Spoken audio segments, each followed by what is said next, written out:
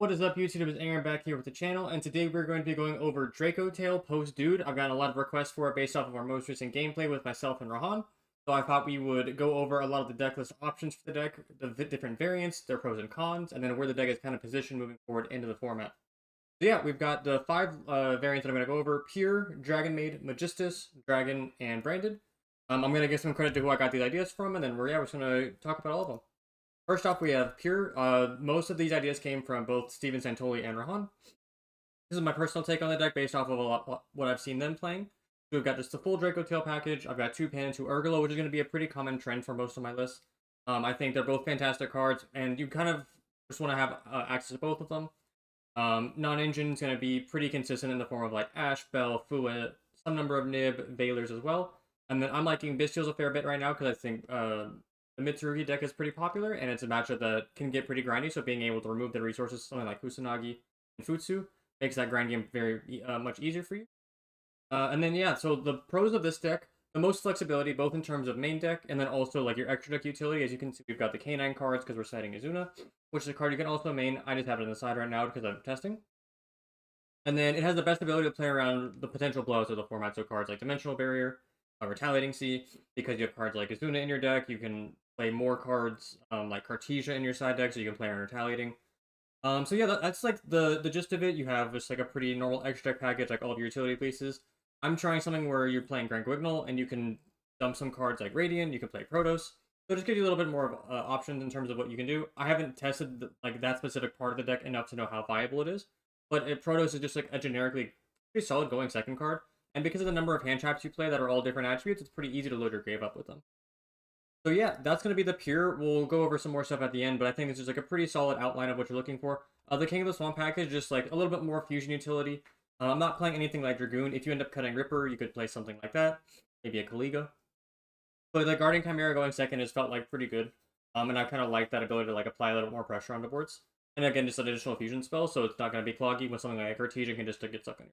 So my take on the Pure deck, I think Santoli and them are maybe siding this or maining in the inverse, but yeah, the Cartesias are in there for the Fuas.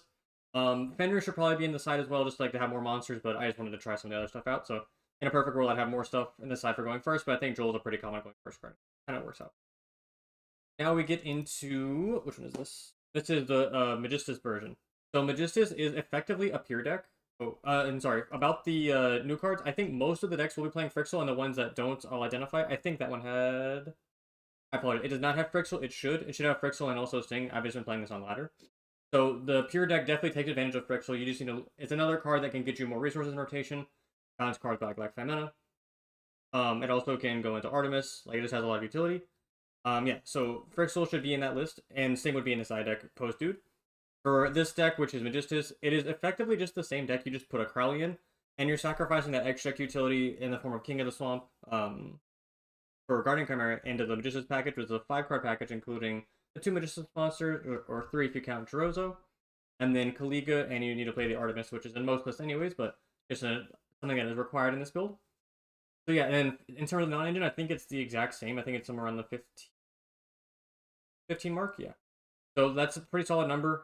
In the Pure build, these are just replaced with King of the Swamps. So yeah, I think you don't have to actually sacrifice that much for the added benefit of Crowley in your deck, which is really nice. Some lists can play more Crowley. Obviously, when we get Spooned, you're going to be more inclined to focus on that. But in terms of what this provides to your end board for the sacrifices, which is just an additional monster, which can be a normal summon. Yeah, you can. It is like technically a brick normal summon, but you can also like fuse it away if you draw something like Malulu, and it back off Earthalion, and then get into the combo that way. So this is a version I haven't played the most. I've watched it played a fair bit, and it seems pretty neat. The sacrifices you make for it are pretty negligible, and yeah, I think it's just like a pretty nice way to add or power to your end board without having to sacrifice some more cards like non-engine slots, which we'll see in some of the. So very solid build. I don't see many big issues with it outside of maybe you look at a card like Cartesia as like an additional clunk for your non-engine spots, still pretty common, and then yeah, nothing crazy in terms of like additional cards for this. I would just be maining Frixel and then siding Sting as I would be doing in most. So here we have the Dragonmaid. This is the one I'm the least familiar with. So I researched a little bit from my friend Dre Guy, and then there's a person named Laura. I've got their YouTube deck profiles down in the description where you can kind of listen to their thought process on the deck. This is kind of my take on it. This is another problem with the deck, or a problem with the deck is just like the number of normal summons. So Parlor obviously going second, and just in general going first, like it doesn't really mesh too well. So I cut Malulu down to 2, which is something that I believe I saw Laura doing, just because you don't want to clog on normal summons too much. And I made sure to have a second pan in the deck just to make sure you have enough names in rotation. Because if you are able to get into the combo and have changeover, you still need a Dracotail monster in your hand to be able to play the game. And yeah, so the benefit of this version is you get to add an Omni Negate to your end board in the form of Shu, and that card is an Omni and then shovels itself back to some House Dragon from your deck. So I only have 1 in here. I think you could argue to play 2, in case like you get board breakered or something. But I just wanted to guarantee that we had everything else in the extra deck. I think Tukaloma is pretty mandatory in pretty much every Dracotail list right now. Card's really good. Ending on a turn 0 and then just making sure you have additional 1 for follow-up is, I think, very important. Yeah, I think this is just a solid deck. I think it's not anything special in terms of what it provides. There's other decks that I think have Omni Negates. But I don't know. I just think the normal summon issue is, I think, a little bit too big. Lorpar isn't as big of a brick as some potential other cards, and this engine does get you into a fusion, which is nice, but I think it's just something that I wouldn't do just based on like the potential clunk of the deck. In terms of non-engine, it's actually pretty similar.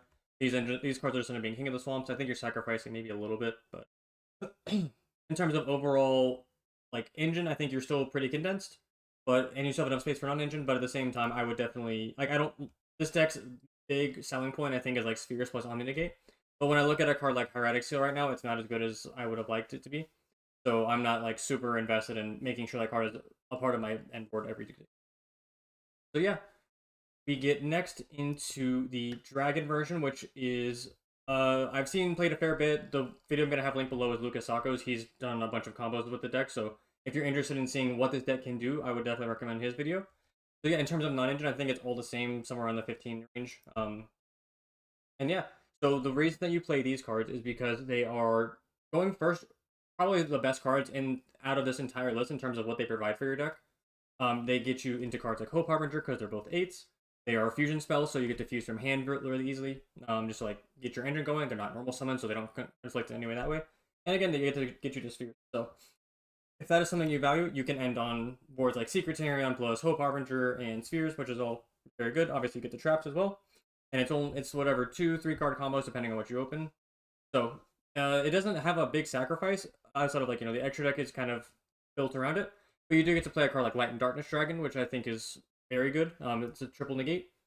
Activated, lose 1,000 attack, negate the activation. So yeah, fantastic card. You can get to it through spheres and also just like hard drawing all the cards. So another nice utility piece that your deck can play on. The issues that I have with this deck are that you are going to struggle with like your end board now being a little bit more susceptible to a card like Nib. Like obviously you have spheres on your end board, so you'll get to a Malulu, but I'm not convinced that this sacrifice of those cards being in your deck is worth that potential threat, especially game 1. If you wanted to side these cards, like your extra deck was pretty free, and you valued this card over Cartesia going first, I think they're good. But in terms of just like going second, they're not bad because again they're free summons, and this one is definitely a better effect. It's a target attack position monster in the field. Make this monster lose 500 attack and defense, and then destroy it. The other one, I think it's like something in the battle phase. So there are cards that do have effects going second, but in terms of overall impact of the Dracotail strategy, they don't provide as much as you would hope. So they're pretty specifically catered towards going first and making that end board better. Which, in fairness, is a critique that I've had of the Dracotail deck in the past, so I think it does fix that problem in a pretty meaningful way. So they're definitely worth considering, but I'm not sure if there's something I would consider main decking because of this going second sacrifice you make. And then, yeah, so last one is the branded. So there's a build that Pack put out, which is like a full branded deck with a more limited Dracotail engine. I'll have that link down below if that's something you're interested in. But from my perspective, the way that I would play this version of the deck is Dracotail centric with just the additional branded package. I don't even have branded opening or a Luber in the deck, just because I don't really value branded fusion that highly right now.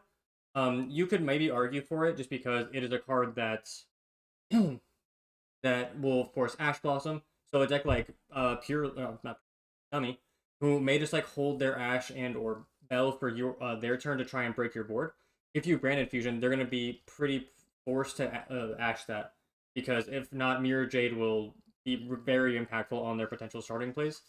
Like because if you banish something like Cupsy, then they can't quick play spell to get it out of the graveyard, obviously. So In terms of the engine, it's just, instead of like King of the Swamp and the Pure Beck, you're just playing two Brand of Fusion and Albaz. And the other reason why I'm not playing opening in addition to this is because this deck, again, very card economy focused. You want monsters in your hand, so I don't really ever want to like be discarding cards for those effects. And once a Looper is on the field, you don't actually get benefit of it from your fusion like spells. You have to like bounce it to hand to be able to actually use it for something. So yeah, I think this is like, if you're going to play this deck, I would play it like a pure deck. You now obviously have Frixel, which is a card that you can send off a Brand Fusion to make Lubellion. And originally you could do Albion off with Lulu, or sorry, inverse. Albion you can make with Frixel, and Lubellion you can make with Lulu. So yeah, that is how I would do it. You can consider a card like Albalin in this deck if you really want Brand Fusion to be like a going second card. So originally when we were playing the Shaddoll package, you would play Shaddoll Dragon, and you can kind of look at this a similar way where you can send a card like Pan or Urgula, because they're both dragons, plus Albaz, to interact with whatever card you deem the most valuable on their end board. So just something else you can consider. I think the extra deck, maybe something like Typhon isn't as needed in this version. We'll see. Maybe you cut the Artemis, something like that. But I think it's a card that if you are playing the Branded Fusion, and especially if you play more cards in the Branded package, like you do end up playing opening for the deck, then I would definitely consider having Albalanos as an additional going second piece, because it also has the effect to attack multiple times in the battle phase. So it can potentially do something like versus Mitsurugi, where you just like clear all the little bodies, which makes it beneficial. So yeah, we'll get into like where the deck is. So now that the deck is more prominent in the meta, right? So this is pretty consistently identified as a top 3 deck by all of the tier lists out there. So now that you see this deck in its entirety, when you look at like the Worlds format where it didn't even show up into it, and now we're at a format where people are respecting this deck to a pretty high degree, you're going to see, one, if you're playing the deck, more mirror matches, and then 2, just in general, people's side decks are going to respect you substantially more. So a card like Dimensional Barrier may see more play. A card like Retaliating Sea is going to be a card that you're definitely going to have to deal with. Cards like Dimensional Shifter, I've seen Dimensional Fissure out there as well. So all of these cards are things that you have to be aware of when you're playing Dracotail, when previously you could kind of just like take advantage of their bad non-engine that decks had in their main deck and like probably couldn't side as efficiently for you as they could before. Now there's a dedicated game plan for Dracotail, and I would assume most relevant match. So now it's also a fusion deck, so whenever that becomes prominent, like I've said, Barrier, and a card like Thrust, which searches as Barrier, becomes pretty problematic. So when I look at a variant like the branded variant, or even something like the Dragonmaid variant, this one. So these two are all just like fusion, like additional fusion mechanics, which is something that the deck doesn't really need in my eyes. This one obviously plays around Retaliating Sea a little bit better than the inverse, but Changeover is obviously a fusion spell, and then obviously Branded Fusion is a spell as well. I can't get Retaliating Sea. So when you're identifying the problems of the Dragonmaid deck, I think the two big ones are Dimensional Barrier, both Dimensional Barriers in general, and like Retaliating Sea. So there's like two, just like the side deck cards. They're not silver bullets because your deck can still play through them. There's ways to play around them. Like obviously you have 5 mana, which is searchable, and you can use cards like Lulu and 5 mana to play around the Retaliating Sea. But like you do have to be aware those cards are prominent. So when you're looking for a sub engine, so potentially something like the Dragon cards, where you're able to make some rank 8s if you draw duplicates. They also have some effects going second. They may have some utility that way. Or you may play like a pure deck where you side the Canine cards, and those cards are the ability to help try and fight through boards a little bit better. You can play Valon. I would actually recommend playing the Nash Knight package. I was trying out the Grand Guignol and stuff, so I didn't have space for it all, but I think that is a card, like, that is the best way to play the Canine package, is with Nash Knight. That way you get the double take, and you just have apply a lot more pressure than something like Valon into the current decks. So yeah, now that this deck is being played, and obviously very good, it has a great Yummy matchup. Mitsu, I think it's going to be a pretty skill-intensive deck. It's going to be based off of what non-engine you're playing in the meta. That's obviously why I'm playing the Bestials in the deck. I want to have something that counteracts that deck game 1. And then obviously I'm playing something like Protoss and Droll on the side, because that's a matchup that I respect very heavily. I think it's going to be pretty skill-intensive, and I want to have just the cards that minimize the skill as much as possible in that matchup. So I think this is a pretty solid outline of where the deck is right now. I hope that was beneficial. Please let me know down below in the comments any questions you have, any additional variants you'd like me to take a look at. And we've got more gameplay coming up this week. I think Rahan has something with this deck, maybe versus DD. And if that's the case, I will have that posted. Thanks for checking it out, and I'll see you in the next one.